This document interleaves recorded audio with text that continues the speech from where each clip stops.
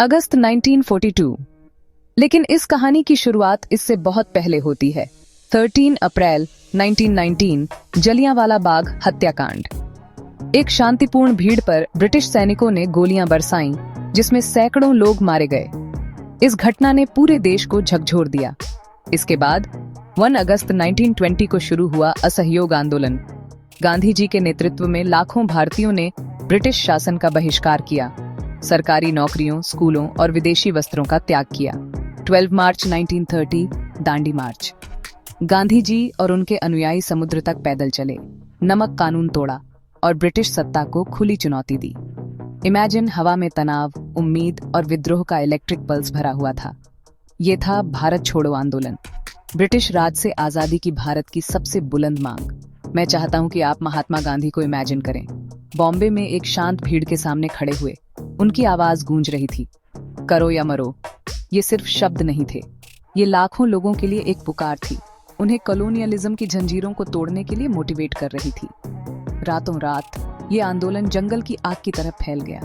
देश भर में स्ट्राइक, प्रोटेस्ट, मार्च शुरू हो गए। लेकिन जब अंग्रेजों ने गांधी और बड़े नेताओं को जेल में डालकर क्रैकडाउन किया, तो क्या आंदोलन खत्म हो गया?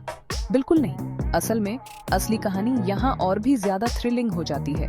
उषा मेहता को लीजिए, एक युवा महिला जिन्होंने कांग्रेस रेडियो चलाने के लिए सब कुछ दांव पर लगा दिया।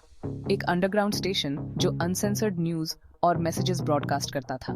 महीनों तक उनकी आवाज विद्रोह कर रहे एक देश की धड़कन थी, स्कैटर्ड स्वतंत्रता सेनानियों को जोड़ रही थी और ब्रिटिश सेंसर्स को चुनौती दे रही थी।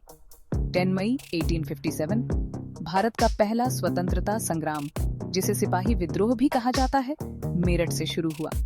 ये ब्रिटिश शासन के खिलाफ पहला बड़ा विद्रोह था।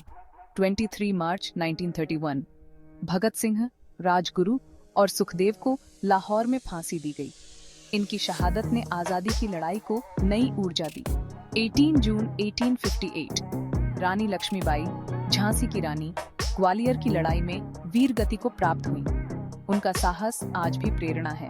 21 अक्टूबर 1943 नेताजी सुभाष चंद्र बोस ने आजाद हिंद सरकार की स्थापना की और भारतीय राष्ट्रीय सेना का नेतृत्व किया।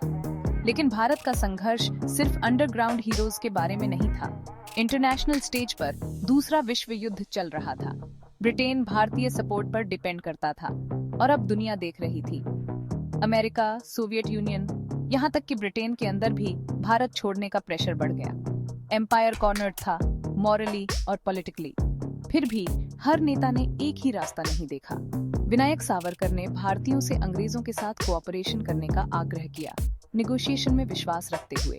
दूसरी ओर सुभाष चंद्र बोस ने एक फायरी रास्ता अपनाया, विदेश में एक आर्मी खड़ी की और एक्सिस पावर्स के साथ हाथ मिलाया। अंग्रेजों से ताकत से लड़ने के लिए डिटरमिन्ड थे। अलग अलग विजन्स, एक गोल, आजादी। भारत छोड़ो आंदोलन ने रातों रात भारत को आजाद नहीं किया, लेकिन इसने एक ऐसी आग जलाई जिसे कोई बुझा नहीं सका। इसने एक देश को यूनाइट किया, करेज के अंडरग्राउंड एक्ट्स को इंस्पायर किया और दुनिया को सुनने के लिए मजबूर किया। हिस्ट्री सिर्फ डेट्स और स्पीचेस के बारे में नहीं है, ये ऑर्डिनरी लोगों के बारे में है, जो आज़ादी के लिए सब कुछ दांव पर लगा रहे थे। ये है 1942 की स्पिरिट।